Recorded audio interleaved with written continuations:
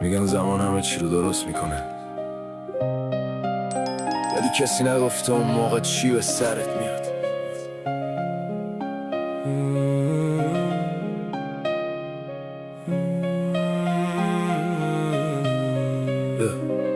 شب و سقف و یه فکر که ولم نمیکنه، یه اسی سنگین که نفس و خفه میکنه. نه جنگی دیدم نه گلوله خوردم، ولی هر روز دارم از درون خودم میمورم. کوچه ها ساکتم ولی ذهنم شلوغه، هرچی جلو میرم انگار راه رو به رو بست است. دوباره یه لبخند مصنوعی رو صورتم چسبیده که هیچ کس نفهمه این آدم چقدر بریده. خستم از نقش بازی کردن تو جمع، از اینکه بگم خوبم وقتی تش شدم جمع. نه اشک میاد نه فریاد نه صدا، فقط یه سکوت که میپیچه دورم هر جا. یه روزایی هست که حتی آینه‌ام غریبه است، به خودم نگاه میکنم میگم این کیه که اینجاست. هدف رویا همشون محو شدن، یه خط صاف روی قلبم کشیدن و رفتن. نه کسی مقصره نه کسی بده، فقط دنیا یه جوری چیده شده که میبره.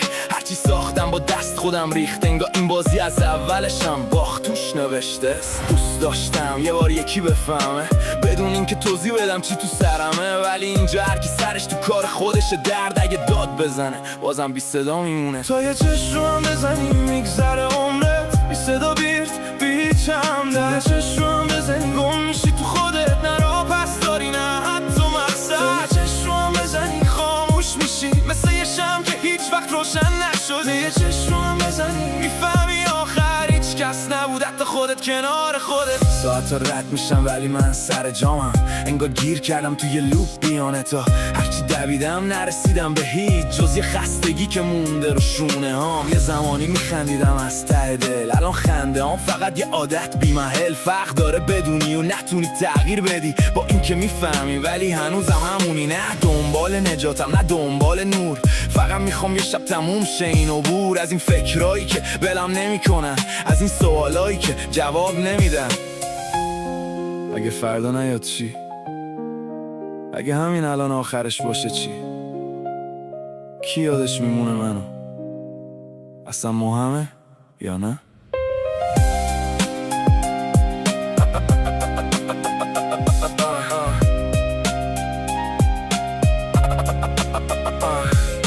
دیگه حتی غمم برام عادی شده، مثل یه مهمون که همیشه اینجاست نه میره نه خسته میشه از موندم. فقط منم که هر روز میشکنم بی صدا، هیچ کس نفهمی چی گذشت تو دلم، چون یاد گرفتم حرف نزنم کلم. وقتی گفتم مرد باید قوی روشه، نفهمیدم بعضی وقتو فقط باید بشکنم.